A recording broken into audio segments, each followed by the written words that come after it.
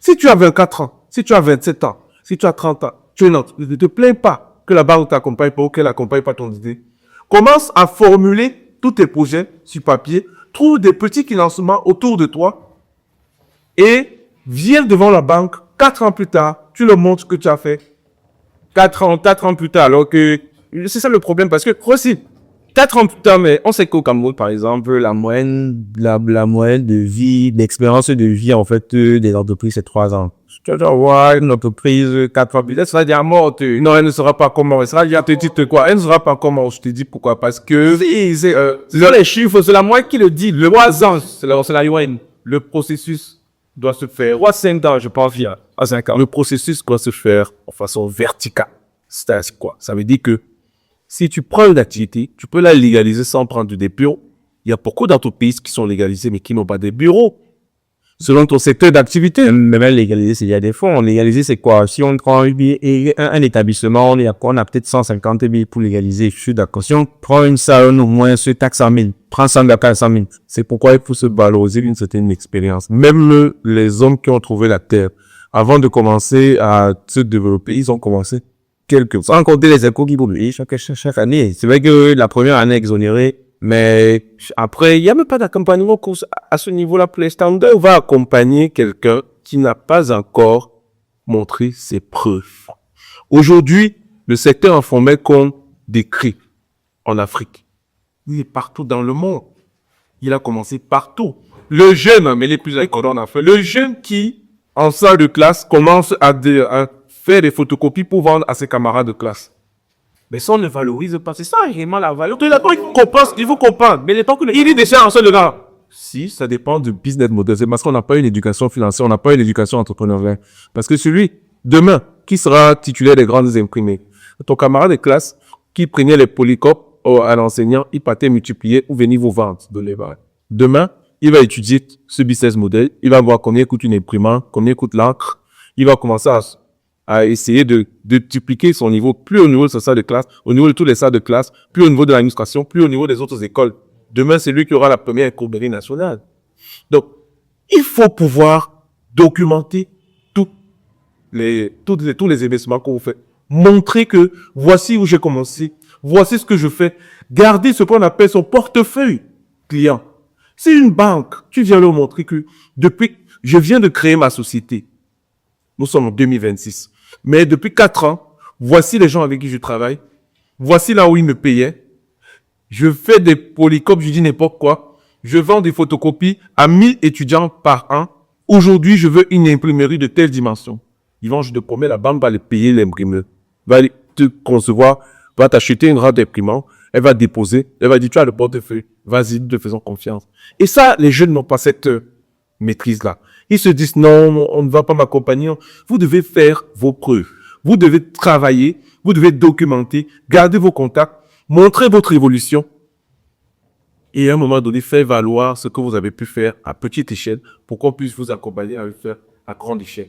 Mais si tu sors dans la rue, tu prends 10 jeunes là, tu leur dis, OK, tu vends les arénales, la banque va dire que c'est petit. C'est ça, je demande ça. C'est ça.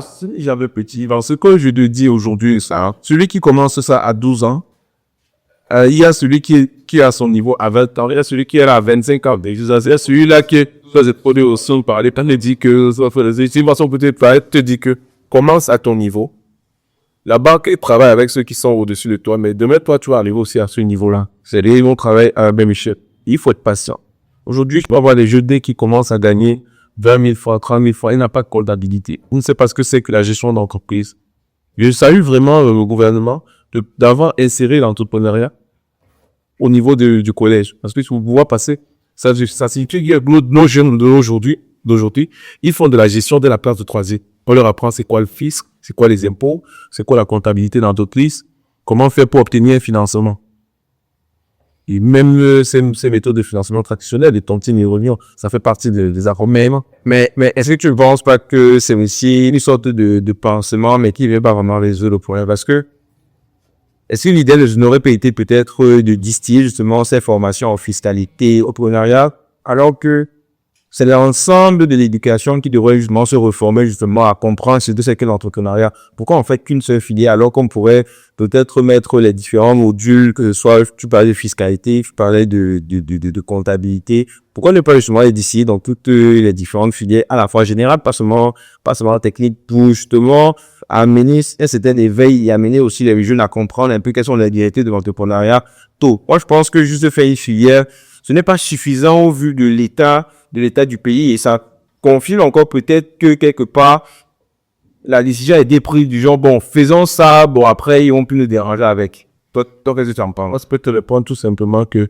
ceux qui font la filière entrepreneur et qui seront les meilleurs sont censés embaucher tous ceux qui sont en train de faire les autres filières isolées, économie, mathématiques, physique, parce qu'ils leur permettent déjà d'avoir le mindset qui va leur permettre plus tard de créer des entreprises, de faire le suivi de la gestion de ces entreprises, de lever des fonds auprès des banques et recruter leurs autres camarades. Donc, aujourd'hui, c'est déjà une façon de se spécialiser et de choisir quel est son profil de carrière. Est-ce que je serai cet entrepreneur demain? Est-ce que je serai ce salarié? Et c'est toujours des façons d'isoler déjà les cas pour pouvoir favoriser l'emploi plus tard. Donc, c'est vrai, le système aujourd'hui, il n'est pas parfait. Il n'est pas parfait. L'homme n'est pas parfait. Il n'est pas parfait. Parce que, voilà, on ne crée pas suffisamment d'industrie, on ne crée pas suffisamment de mécanismes de poids. Quand fait les jeunes qui essaient La balance commerciale est déficitaire, ultra déficitaire, oui. On importe beaucoup plus qu'on exporte. On n'est plus dans une économie de services et moins dans une économie de production. On est plus des bains à ça que réellement à des producteurs. On ne transforme pratiquement pas grand-chose. Est-ce qu'on peut vraiment dire que... Et c'est là qu'on se pose la question de savoir, dans une industrie justement où les banques ont plus tendance à accompagner justement ceux qui sont un peu plus, on va dire quoi, un peu plus...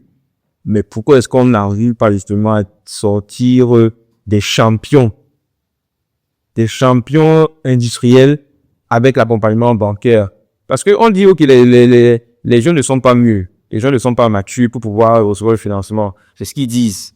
Mais maintenant, quand ils accompagnent maintenant les autres, on ne voit pas celle qui a effectivement des succès, mais c'est des succès qui restent limités. Est-ce que les banques ne sont pas justement censées être celles-là qui doivent impulser et aussi même justement par leur accompagnement à créer des champions, pas seulement nationaux, mais aussi même dans la sous-région et peut-être même également en Afrique? C'est quoi exactement le problème? La banque n'est pas l'ennemi du jeu. Parce qu'on a tendance à penser que, ok, dès que tu es un jeune, tu vas entrer à la banque. On va te mettre dehors. La banque n'est pas un ennemi du jeu. Mais tu dis ça, on sort là maintenant, on voit 10 jeunes, au moins 9 qui m'ont dit que dans les banques, là, laissez tomber. Oui, moi, je vais appeler ça le manque de maturité et le manque de connaissance. Parce que quoi?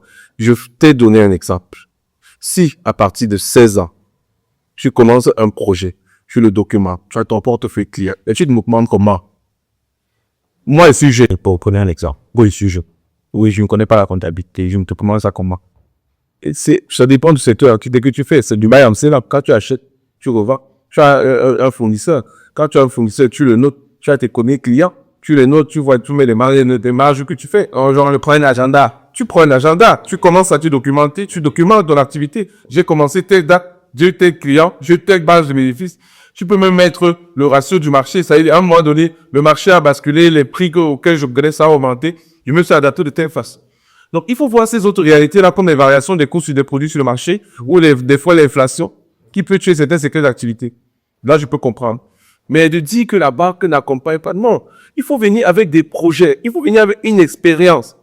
Moi, je dis souvent aux jeunes, si toi-même, ton frère dit, te dit, OK, donne-moi l'argent pour aller investir, il n'a jamais fait le projet-là, est-ce que tu vas lui donner de l'argent? Il va lui dire, vous allez pas tous, non. Les jeunes vont dire non. Tu peux pas donner l'argent à quelqu'un qui t'a pas montré ce qu'il sait faire avec de l'argent.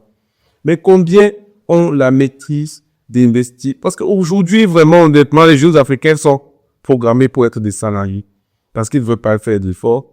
Ce sont eux qui embrassent les charges à gauche à droite le plus tôt possible.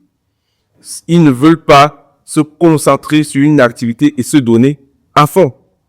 Mais même en Occident, partout, les charges existent toujours. Oui, ils sont subventionnés. Ils sont subventionnés. Attention, nous, nous avons un rapport 100 cas. On peut considérer que c'est comme si l'État a pratiquement abandonné les jeux de la population. Parfois, c'est dur, c'est extrêmement dur. Et quand on voit le rythme de vie, le niveau de vie parfois de secteurs au cadre de l'État, parfois on se pose la question de savoir si ce n'est pas nous qui travaillons pour l'État ou c'est l'État qui travaille pour nous. C'est la question